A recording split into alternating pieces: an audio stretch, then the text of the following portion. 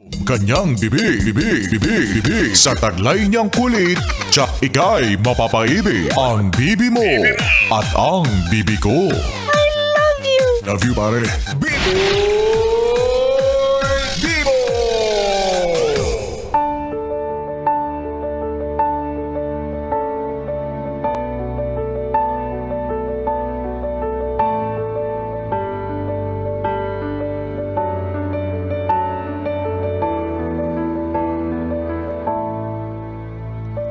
Gandang gabi, ako'y nagbabalik, DJ B-Boy Bibo, para sa ating tuloy-tuloy na usapan na tungkol sa mga salawahan. Uy, dinamaan. Alam nyo, mga yes friend kong Bibi, para sa mga nakaranas na ng maloko, yan, na mga karelasyon ninyo, alam nyo, once na malaman nyo na eto na, sinampal ka na ng katotohanan, yung katotohanan, yung totoo na pilit niyang tinatago sa'yo. Dito na rin talaga papasok yung realizations no? Magpa-flashback lahat sa'yo.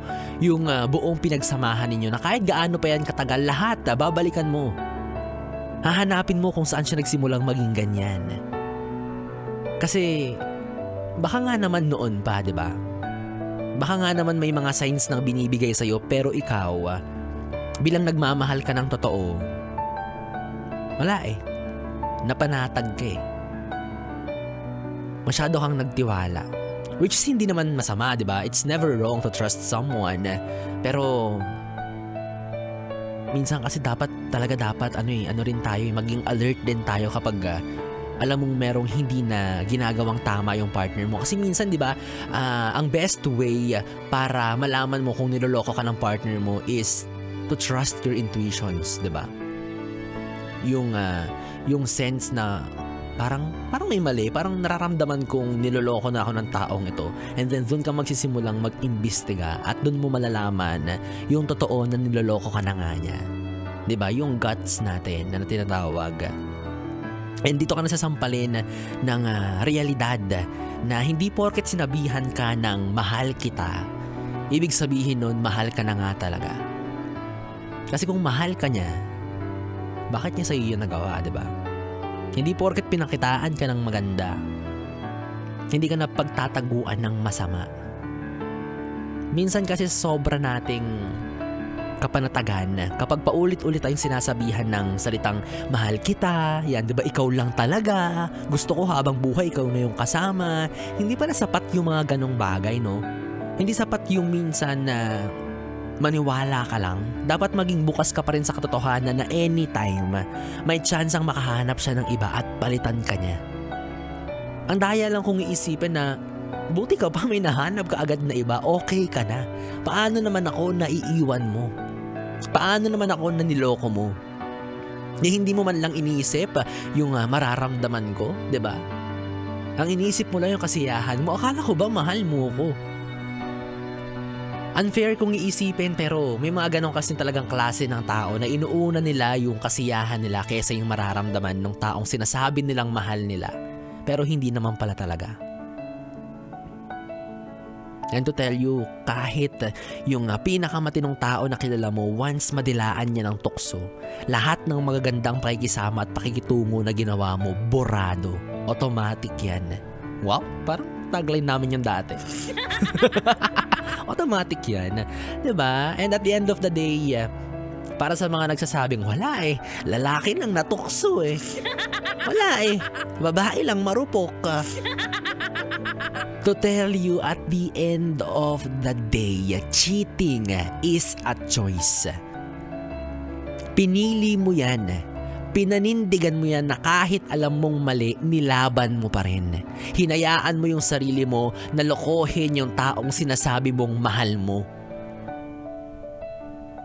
And you do not blame tukso or temptation. Choice mo yan. Tapos nung may kipaghiwalay na siya sa'yo, parang ayaw mo siyang pakawalan, ayaw mo siyang bitawan. Bakit? Kasi nangihinayang ka dun sa pinagsamahan ninyo. Sana una pa lang naisip mo na agad yan, di ba? Bago mo gawin yung panglolokong ginawa mo. Cheating is a choice. May utak ka, kaya yan nilagay sa mas mataas kaysa sa puso kasi dapat yan yung unang pinapagana. Isipin mo mabuti yung kahihinatnan ng ginagawa mo. Na kahit pilit mo yung itago, hindi mo yan matatago habang buhay. Lalabas at lalabas yan. At hindi mo kayang itago yung jowa mo or yung third party mo habang buhay. 'Di ba? Kasi kung ilalaban mo yan at ipipilit mo yan, para kayong nakasakay sa isang sasakyan na walang gas, hindi kayo aandar. Wala kayong patutunguhan hanggat hindi mo pinagtatapat doon sa totoo mong jowa or karelasyon na meron ng ibang namamagitan. Diba? Walang silbihan, para kang nag-electric fan ng hindi nakasaksak. Nonsense. Ang sakit lang isipin na habang ikaw or habang yung partner mo nagmamahal ng totoo, ikaw pala meron ng ibang gusto. Parang ang traidor lang, no? Parang betrayal kung iisipin. Ano nangyari? Kala ko ba dalawa tayo dito? Bakit parang bigla mo akong iniwan sa ere? And for sure kapag naranasan mo yan, lalamunin ka ng sakit, insecurities, lungkot, lahat halos hindi mo talaga matatanggap. Magagalit ka, magdadamdam, which is very normal, diba? Alam ka naman, sino bang nilokong tuwang-tuwa pa? Diba? Normal yan, kung magalit ka sa kanya, murahin mo siya. Valid yan. Kasi trinaydor ka, niloko ka. Kaya okay lang yung nararamdaman mo na yan, yes friend kong baby. Huwag kang mag-guilty na nasabihan mo siya ng masasama. Kasi ikaw nga ginawang kanya ng masama. Hindi yun pagganti ha. Nilalabas mo lang kung ano yung nararamdaman mo dahil dun sa ginawa niya.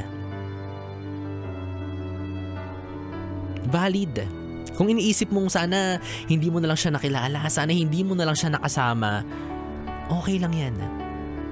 Kung sa dulo may regrets ka na pinagkatiwalaan mo siya sa loob ng mahabang panahon, okay lang yan.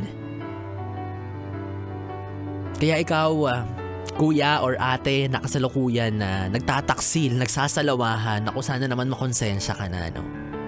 Sana maisip mo na yung taong niloloko mo, mahal na mahal ka, pinapahalagahan ka ng sobra. Habang ikaw, pinipili mong maging masaya sa iba. And feeling ko rin kaya hindi mo siya magawan na pakawalan kasi 'di ba?